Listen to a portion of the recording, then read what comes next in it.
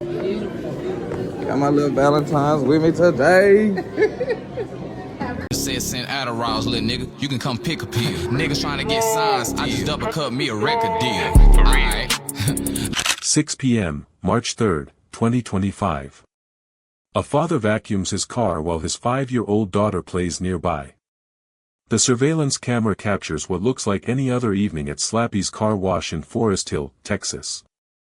Ronnie Sibley, known to his fans as Lil Ronnie, moves methodically around his vehicle, the steady hum of the vacuum drowning out the distant traffic. Little Romani bounces on her toes, still buzzing with excitement from her 5th birthday celebration just weeks ago. In 60 seconds, both will be dead. Life has this cruel way of shattering in the time it takes to blink. One moment you're planning dinner, helping with homework, or in Ronnie's case, keeping his ride clean for another week of grinding in the Texas rap scene. The next moment, everything you've built, everyone you love, every dream you've nurtured, gone. Just like that. Have you ever taken your child on a simple errand?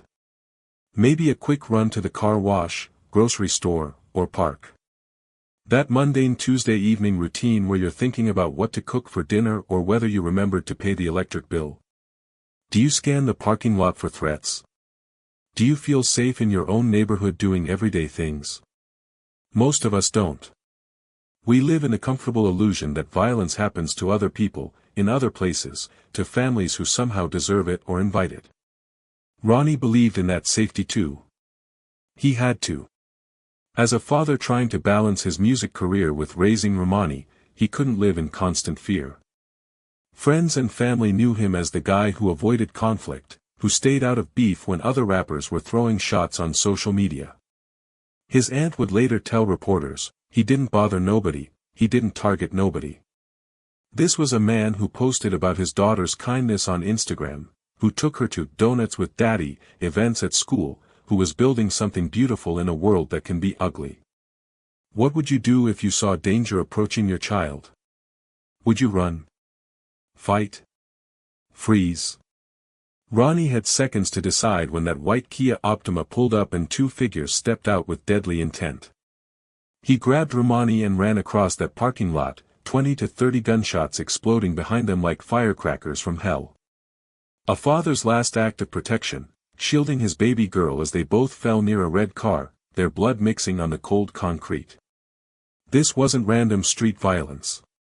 This wasn't a robbery gone wrong.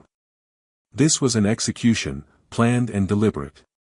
But what led 2 men, Adonis Robinson and Jacoby Russell, to hunt down a peaceful rapper and his innocent daughter? What warning signs did everyone miss? And how does a routine car wash become the final chapter in 2 precious lives? The answers will disturb you, because they reveal something terrifying about the world we live in. Sometimes doing everything right still isn't enough to protect the ones we love. If stories like this make you want to understand the darker side of human nature, make sure you're subscribed with notifications on, because the truth behind this case will shake you to your core. This isn't just another crime story. This is about dreams deferred, innocence stolen, and a community forced to confront the reality that nowhere is truly safe. Ronnie Sibley wasn't supposed to be a statistic.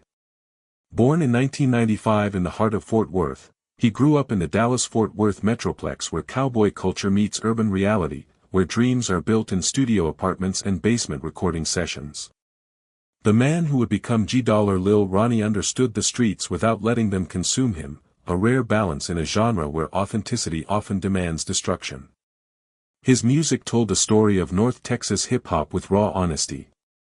No manufactured personas or borrowed street credibility. Ronnie's hood fame style came from lived experience, filtered through the lens of someone who chose creativity over chaos. His tracks carried the weight of real struggle, working-class roots, family responsibilities, and the relentless grind of an independent artist trying to make it in an oversaturated market. The beats were hard, the lyrics were real, but the message was always about rising above circumstances, not drowning in them. What separated Ronnie from countless other rappers was his commitment to peace. In a culture where feuds generate headlines and beef sells records, he took the harder path. When Go Yayo had conflicts with Houston's TSF Collective, Ronnie could have easily thrown shots at Sauce Walka and gained attention. Instead, he focused on his craft. As one Reddit user noted after his death, Lil Ronnie was known for specifically staying out of beef. He didn't diss Sauce Walka or anyone from Houston. This wasn't weakness, it was strength. It was a father protecting not just his reputation, but his future. His Aunt Stella Houston captured his essence perfectly. He didn't bother nobody, he didn't target nobody. This wasn't the sanitized version of a grieving family member trying to protect a legacy. Friends, collaborators, and even casual acquaintances echoed the same sentiment. Ronnie had mastered the art of being authentically street without being self-destructively violent. He understood that real power came from building something lasting, not tearing others down. But music was just one half of Ronnie's identity. The other half, the half that mattered most, was Romani. Born around 2020, Romani Sibley became the center of her father's universe the moment she drew her first breath. Scrolling through Ronnie's Instagram account was like watching a masterclass in devoted fatherhood. Every post radiated genuine joy. Romani at family barbecues, her tiny hands clapping to beats in the studio, father-daughter adventures at local parks where she'd race ahead on playground equipment while Ronnie watched with that specific smile reserved for parents who can't believe something so perfect belongs to them. The social media posts weren't performative, they were windows into a man head over heels in love with his daughter. On February 14, 2025, Romani's 5th birthday, Ronnie shared a moment that perfectly captured their bond. My baby girl couldn't stand the fact her friend was sad. My lil Valentine's literally. The accompanying photos showed Romani at a Donuts with Daddy school event, her face beaming as she comforted another child. Even at 5 years old, she had inherited her father's kindness. These weren't staged photo ops, they were stolen moments of pure happiness. Romani in the studio, tiny fingers dancing across mixing boards while Ronnie laid down tracks. Her voice occasionally captured in the background of his recordings, a giggling reminder that his most important audience was always right there. Friends remembered how she'd snap it up to his beats, her little body moving with natural rhythm that made everyone laugh. The mundane moments told the deepest story. Grocery store trips where Romani helped push the cart, weekend visits to relatives where she'd fall asleep across Ronnie's lap during family gatherings, quiet evenings where homework took priority over studio time. This was a father who understood that presence was more valuable than presence, that consistency mattered more than grand gestures. Ronnie's approach to fatherhood reflected his approach to everything else, authentic, thoughtful, protective. He could have easily used Romani as social media content, exploiting cute moments for likes and follows. Instead, he shared their life because he couldn't contain his joy. Every post felt like a father showing wallet photos to strangers, bursting with pride he couldn't hide. The power of choosing peace over conflict had shaped not just Ronnie's career, but his entire worldview. He wanted Romani to inherit a legacy of love, not violence. His music might have drawn from street experiences, but his parenting drew from hope. He was building something beautiful for his daughter, a future where her father's name meant creativity and success, not destruction and regret. Those dreams extended beyond music. Ronnie talked about college funds, about taking Romani to Disney World, about the day she'd be old enough to really understand his lyrics and feel proud of what he'd accomplished. He was laying foundations for a life he'd never get to see, investing in moments they'd never get to share. The cruel irony is that Ronnie did everything right. He avoided conflicts, prioritized family, worked legitimate channels to build his career. He loved deeply, protected fiercely, and dreamed responsibly. Yet on March 3, 2025, none of that mattered. Good intentions couldn't stop bullets. Peace couldn't deflect hatred. But before we get to that car wash, before we witness the destruction of everything beautiful Ronnie had built, we need to understand exactly what was taken that day. It wasn't just a rapper and his daughter, it was a dreamer and his princess, a future that should have been, love that should have lasted decades. Building a music career in the Dallas-Fort Worth Metroplex isn't for the weak. The competition is fierce, the venues are limited, and breaking through requires more than talent, it demands hustle, connections, and an almost supernatural ability to stay relevant in a market flooded with hungry artists. Ronnie understood this reality from day one.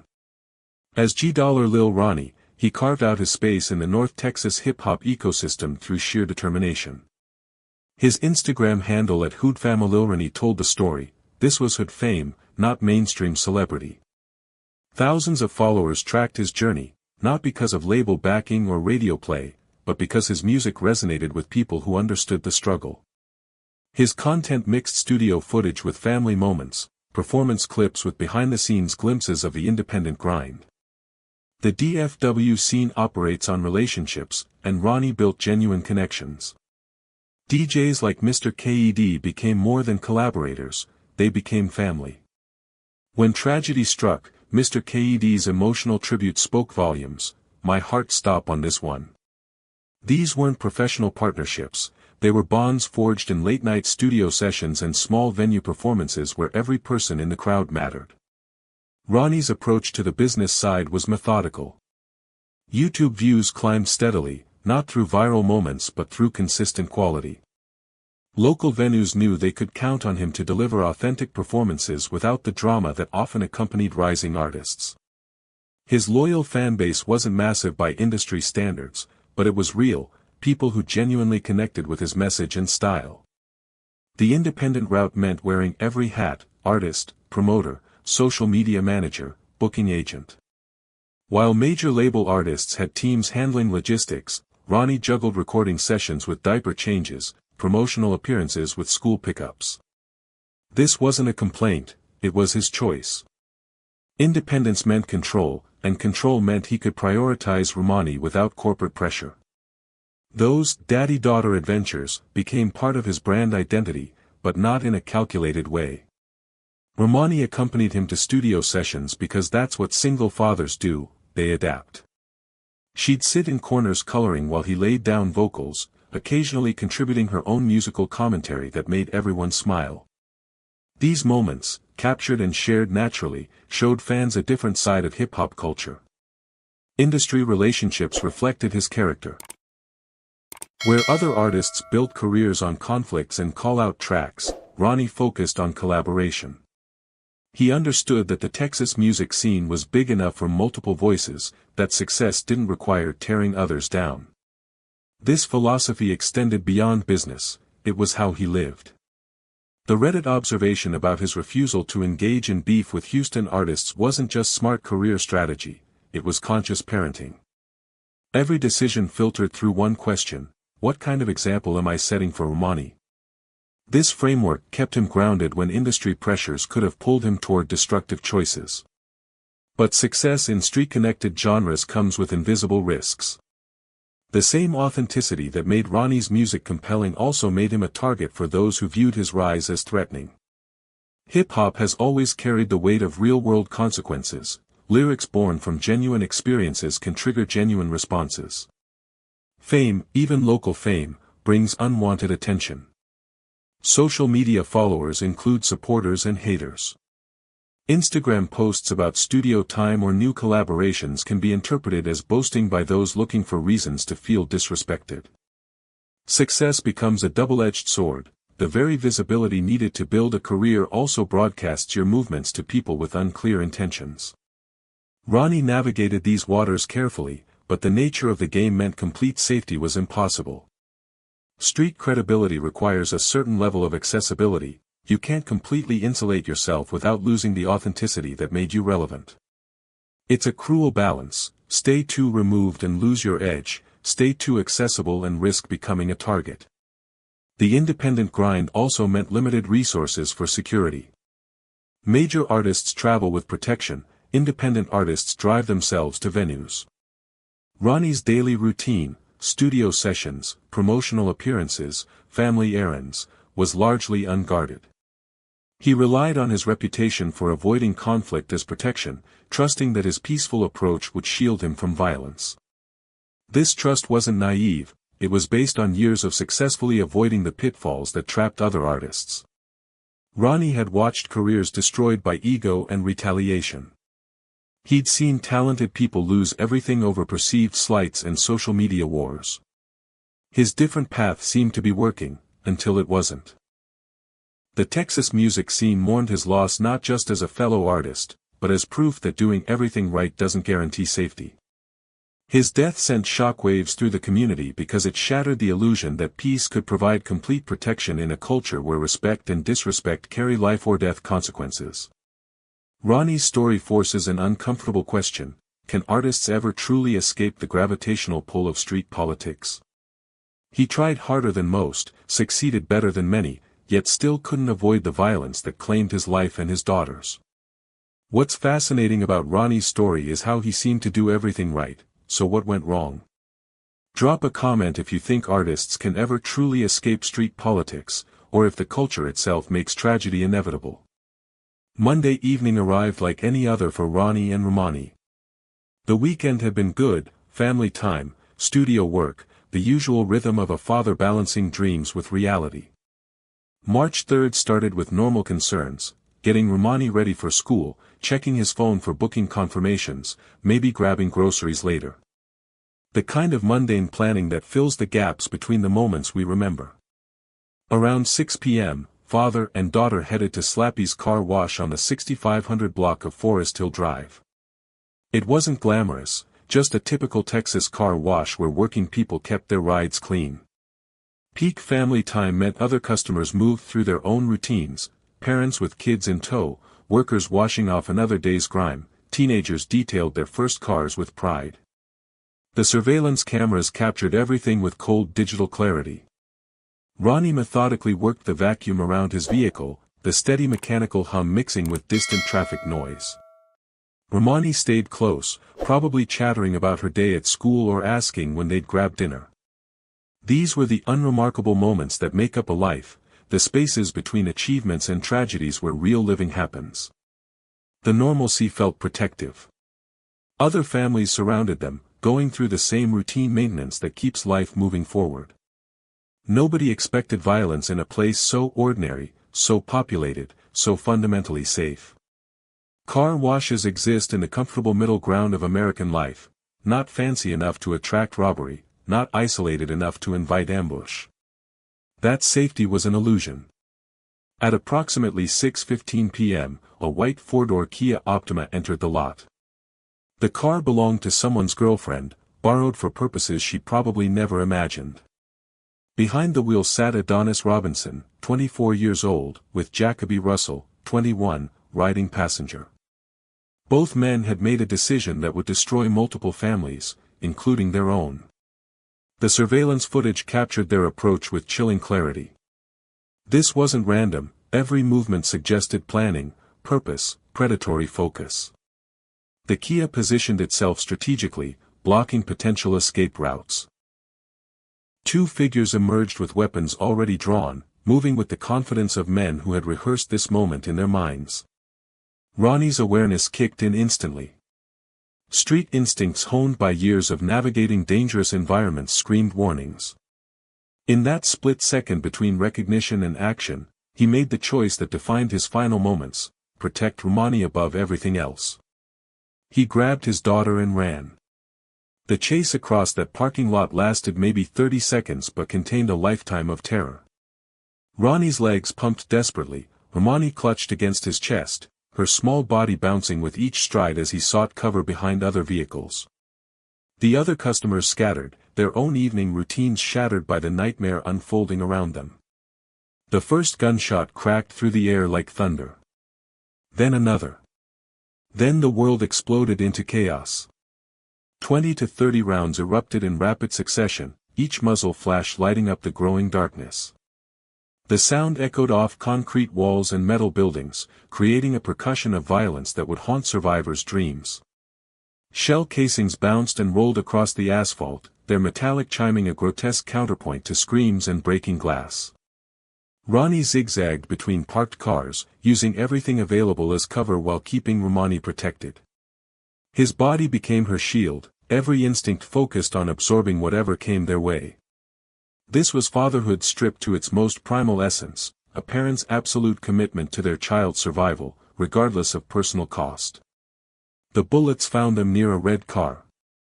Ronnie collapsed first, multiple rounds tearing through his body.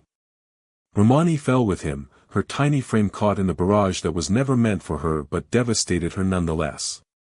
In those final seconds, as darkness closed around them both, a father's protective embrace became their shared grave.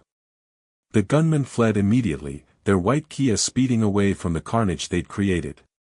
Behind them lay a scene from hell, blood pooling beneath fluorescent lights, witnesses sobbing behind vehicles, the acrid smell of gunpowder mixing with the ordinary scents of car soap and air fresheners. First responders arrived within minutes, their sirens wailing through streets where neighbors were just sitting down to dinner. Paramedics worked frantically, applying pressure to wounds, starting 4 lines, performing CPR on bodies that had already given up. The desperate measures continued even as hope faded, because that's what humans do, we fight death even when we know we've lost. Ronnie Sibley was pronounced dead at the scene from multiple gunshot wounds. Romani Sibley, 5 years old, died from a single shot to her torso, a bullet that was never meant for her but found her anyway in her father's arms. The abandoned Kia sat nearby, engine still warm, interior scattered with the killer's hastily discarded belongings.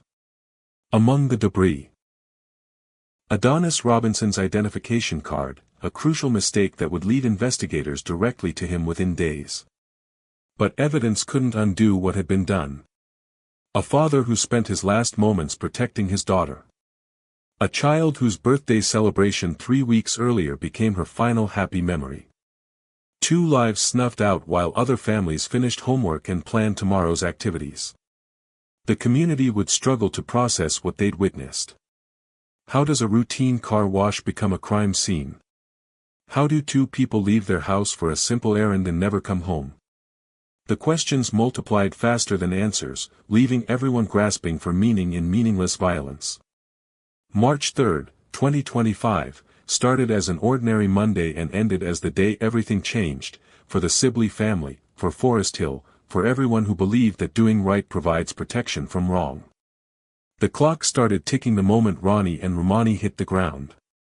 In law enforcement, the first 48 hours determine whether a case gets solved or joins the growing pile of cold files that haunt detectives' dreams. Forest Hill Police Chief David Hernandez knew his small department was facing the most significant case in their history, a double homicide involving a child that would draw media attention and community pressure from across Texas. The initial response was textbook perfect. Forest Hill Police Department, typically handling routine traffic stops and domestic disturbances, immediately reached out for backup. The Texas Rangers, legendary for their investigative expertise, joined within hours. Fort Worth's Tactical Intelligence Unit, experienced in gang-related violence and street crime, brought resources that small departments simply don't possess. This wasn't jurisdictional pride, this was survival. Every law enforcement agency involved understood that failing to solve this case would haunt their careers and their community forever. A murdered child demands justice, and the public scrutiny that follows such tragedies can destroy departments that fumble the investigation. The surveillance footage became their North Star. Digital cameras had captured the entire sequence, the white Kia's arrival, 2 figures emerging with weapons, the chase across the parking lot, the sustained gunfire, and the killer's hasty retreat. Frame by frame, investigators studied every movement, every angle, every detail that might provide identification. But the real break came from the abandoned Kia Optima. Criminal investigations often hinge on mistakes, and Adonis Robinson had made a critical one.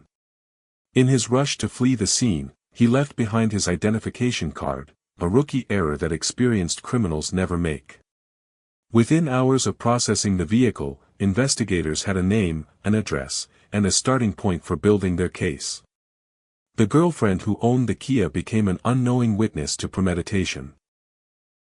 Phone records revealed when Robinson had asked to borrow the vehicle, text messages showed planning conversations, and her testimony established timelines that proved this wasn't spontaneous violence. Her cooperation with investigators, likely motivated by horror at how her car had been used, provided crucial context for prosecutors building capital murder charges. By March 5, just 2 days after the murders, arrest warrants were issued for both suspects. This speed reflected not just good police work, but the overwhelming evidence that Robinson and Russell had left behind. Modern criminal investigations benefit from digital trails that didn't exist decades ago: cell phone pings, social media posts, surveillance networks that track movements across entire metropolitan areas. Adonis Robinson's arrest came March 6 in Livingston, Texas, roughly 200 miles southeast of Fort Worth. The Texas Rangers and Fort Worth Police Tactical Unit coordinated the takedown, suggesting Robinson had fled immediately after the shooting. His capture in another city proved consciousness of guilt and added federal charges that could complicate any potential plea negotiations. Jacoby Russell chose a different strategy. With a criminal history that included assault on a pregnant person and unlawful weapon possession, he understood the system well enough to know that running would only make things worse. Through his attorney, Russell arranged to surrender via U.S. Marshals on March 7, a decision that might have saved his life, considering the manhunt that would have followed. Both suspects faced capital murder charges, making them eligible for the death penalty under Texas law. The presence of a child victim automatically elevated the severity, and prosecutors would later argue that the execution-style nature of the attack warranted the state's ultimate punishment. Evidence collection continued around the clock. Ballistics experts matched shell casings found at the scene to weapons recovered during the arrests. The volume of rounds fired, 20 to 30 shots, suggested multiple firearms and sustained intent to kill.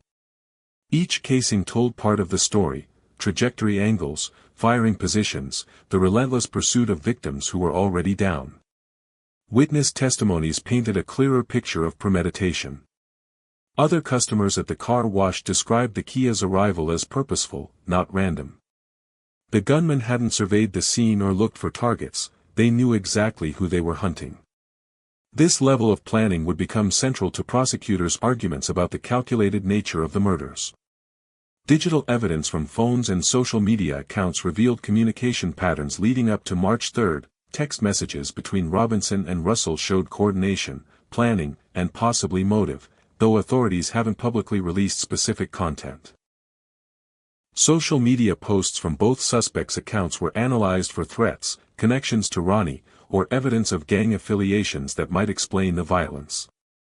The girlfriend's phone records proved particularly valuable. Her conversations with Robinson established when he requested the car, what reasons he'd given, and whether she had any knowledge of his intentions. Her cooperation suggested genuine shock at how her vehicle had been used, making her a sympathetic witness for prosecutors. Within a week of the murders, both suspects were in custody facing charges that could end their lives. Chief Hernandez praised the non-stop effort that led to such rapid arrests, but acknowledged that catching the killers was only the first step. Proving their guilt beyond reasonable doubt, and potentially securing death sentences, would require months of additional investigation. The case moved from active manhunt to methodical prosecution. Forensic analysts processed every piece of evidence, building an airtight case that could withstand the inevitable appeals process. Defense attorneys would challenge every aspect of the investigation, looking for procedural errors or constitutional violations that might save their clients' lives. But the speed and thoroughness of the initial investigation left little room for such challenges. Within 4 days, law enforcement had identified, located, and arrested both killers. The evidence was overwhelming, the witness testimony was consistent, and the physical proof was undeniable. The speed of this investigation was incredible, but it raises questions. Was this planned for weeks, or was it a spur-of-the-moment decision? The level of coordination suggests extensive planning, but the sloppy evidence trail points to impulsive execution. Let me know what you think in the comments. The most haunting question in the Lil Ronnie case isn't who killed him. Adonis Robinson and Jacoby Russell are behind bars facing capital murder charges. The question that keeps investigators, family members, and the hip-hop community awake at night is why. No confirmed direct connection exists between the victims and their killers. Police haven't revealed any prior interactions, shared associates, or documented conflicts between Ronnie Sibley and either suspect. This absence of obvious motive makes the case more disturbing, not less. Random violence is terrifying, but targeted violence without clear cause suggests a world where anyone can become a victim without warning. Ronnie's reputation for avoiding conflict should have been his protection. In a genre where feuds fuel careers and beefs generate headlines, he consistently chose the harder path of peace. Family members, friends, and industry colleagues all described the same man, someone who minded his own business, focused on his music, and prioritized his daughter above everything else. Yet the surveillance footage tells a different story. This wasn't a robbery gone wrong or a case of mistaken identity. The gunman approached with purpose, pursued relentlessly, and fired with execution-style precision. Everything about the attack suggests specific intent: two men who came to kill Ronnie Sibley, not whoever happened to be vacuuming their car that evening. The hip-hop community immediately began searching for explanations. Social media buzzed with theories about industry rivalries that Ronnie might not have known existed. In a culture where perceived disrespect can escalate to violence, artists sometimes find themselves targeted for reasons beyond their understanding or control. One possibility involves disputes he wasn't directly part of. Texas hip-hop operates through complex networks of alliances and rivalries. An artist can inadvertently become a target through associations, collaborations, or even geographical proximity to ongoing conflicts. Ronnie's peaceful approach might not have mattered if others viewed him as connected to their enemies. Mistaken identity remains another theory, though the targeted nature makes this less likely. The gunmen didn't hesitate or confirm their target's identity; they knew exactly who they were hunting. This level of certainty suggests reconnaissance, planning, and specific intent to harm Ronnie Sibley. Jacoby Russell's criminal history adds another layer of complexity. His prior convictions for assault on a pregnant person and unlawful weapon possession suggest someone comfortable with violence and familiar with the consequences.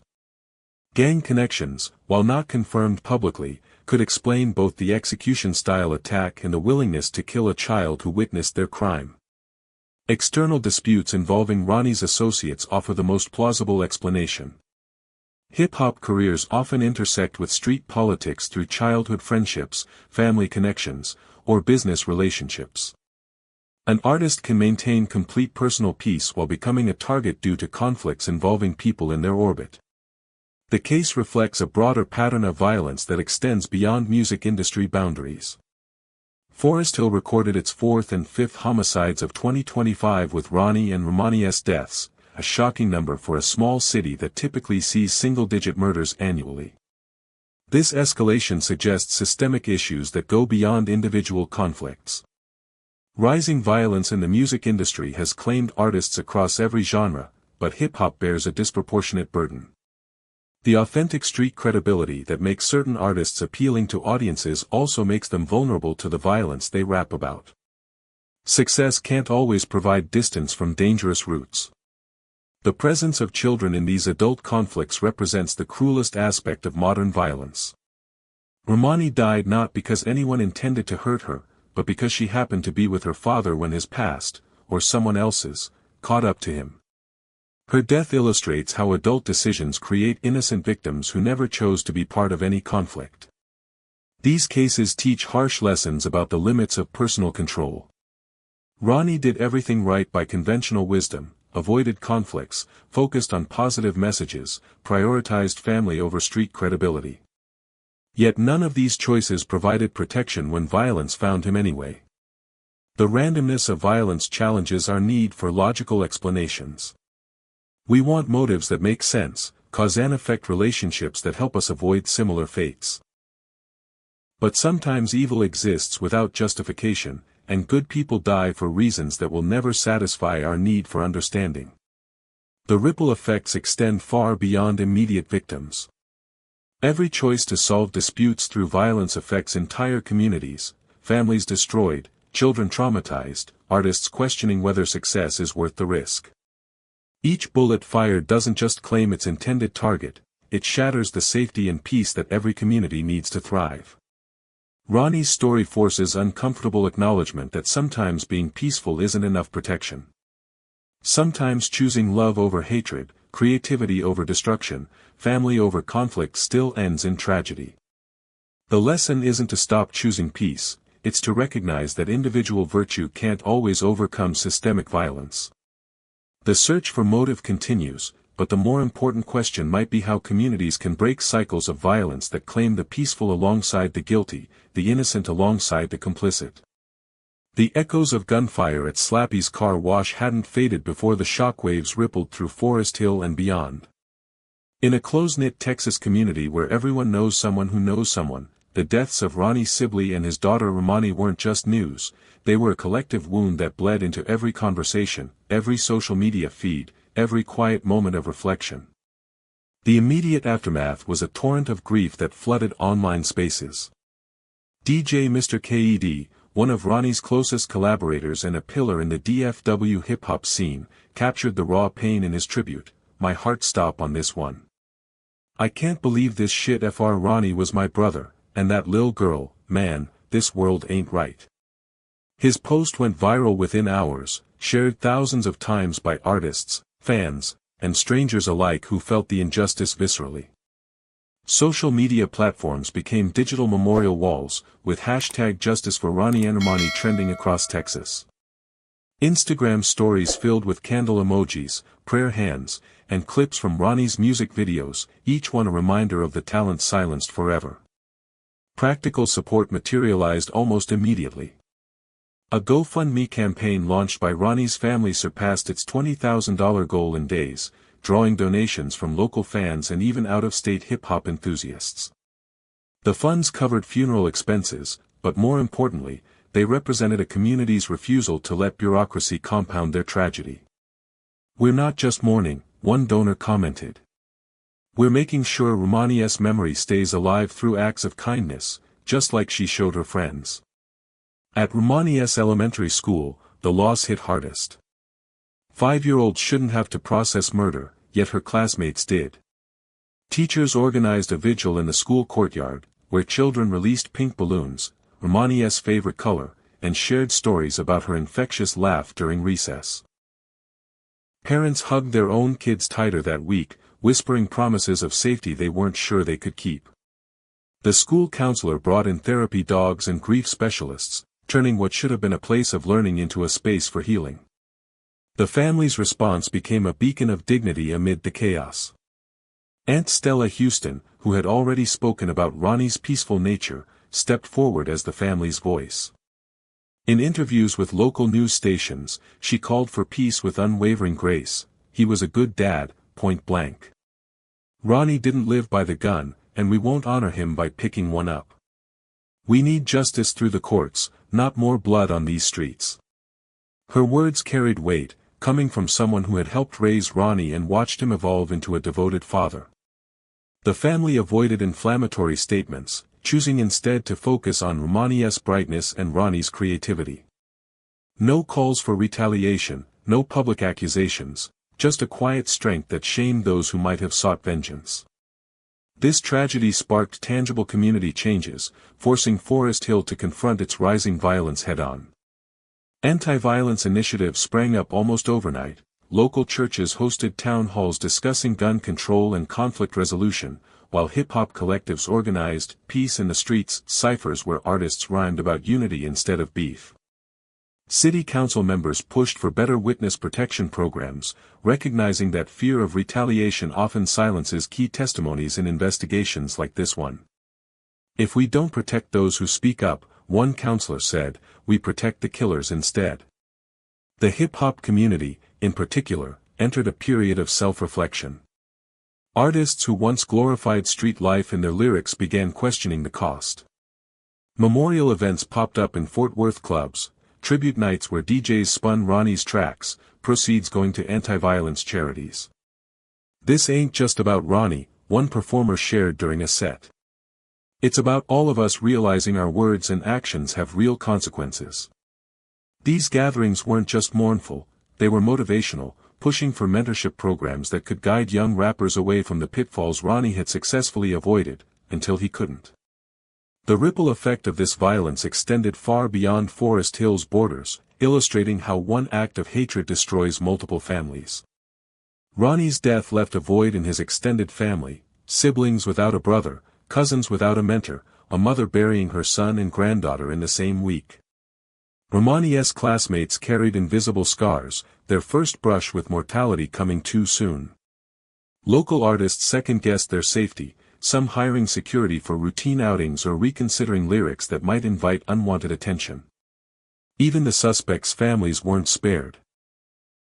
Robinson and Russell's relatives faced community backlash, job losses, and the heavy burden of knowing their loved ones had shattered innocent lives. Mothers who had raised these young men now questioned every parenting decision, every missed warning sign. The destruction wasn't linear, it spread like cracks in glass, weakening entire social structures. Dreams died that day too. Ronnie's unreleased tracks sat untouched in studios, potential collaborations evaporated, and Romani's future, a kindergarten graduation, first dance recital, college dreams, vanished in seconds. Her school friends learned too early that life isn't fair, that bad things happen to good people without reason or warning. Yet in this darkness, Ronnie and Romani's legacy began to form. Their story became a catalyst for change, proof that one tragedy could inspire a movement toward peace. Memorial murals appeared on Fort Worth walls, depicting Ronnie with his microphone and Romani in his arms, a permanent reminder that love should always triumph over violence. The community would heal slowly, but heal they would, stronger, more vigilant, forever changed by the dreamer and his princess who showed them what truly matters. The story of Lil Ronnie and Romani Sibley isn't just a true crime tale, it's a mirror reflecting the fragility of everything we hold dear. In 60 seconds, a father's protective embrace became eternal, and a child's bright future was extinguished forever.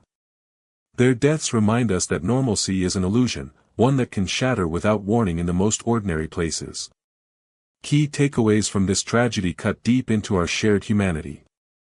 First, the fragility of life demands we cherish every mundane moment, the car washes, the school events, the quiet evenings, because they can end without fanfare. Second, violence destroys far more than its immediate victims, it ripples through families, communities, and generations, leaving scars that time barely heals. Third, choosing peace over conflict, as Ronnie did, remains the noblest path, even when it's not reciprocated. His life proved that integrity matters more than retaliation. Fourth, protecting our children while pursuing our dreams requires constant vigilance. Ronnie balanced both beautifully, yet external hatred still found its way in. Finally, community response to tragedy can spark real change, turning grief into action through vigils, initiatives, and honest conversations about violence. Reflecting on Ronnie's legacy, his music endures as a testament to authentic storytelling without destruction. Tracks that once played in local clubs now carry added weight, their lyrics a reminder of what hip-hop can be when it elevates rather than escalates. Romani's brief life shines as a bright light, her kindness toward sad friends, her dancing to daddy's beats, her innocent joy that no bullet could fully erase. Together, their story teaches us about value systems. Prioritize love, build legacies of peace, and recognize that true strength lies in protection, not aggression. The fight for justice continues in Texas courtrooms, where Robinson and Russell face the death penalty. But real justice extends beyond verdicts, it's in the changes their story inspires, the lives saved through increased awareness, the communities that choose unity over division. Stories like Ronnie and Romani's remind us why we need to choose love over hate, peace over violence. If this story moved you, please share it, their memory deserves to inspire change. And subscribe for more true crime stories that matter, because understanding these tragedies helps us prevent them. But not all family tragedies are random. In our next video, we dive into a case where betrayal came from within the home, tearing a family apart in ways no one saw coming.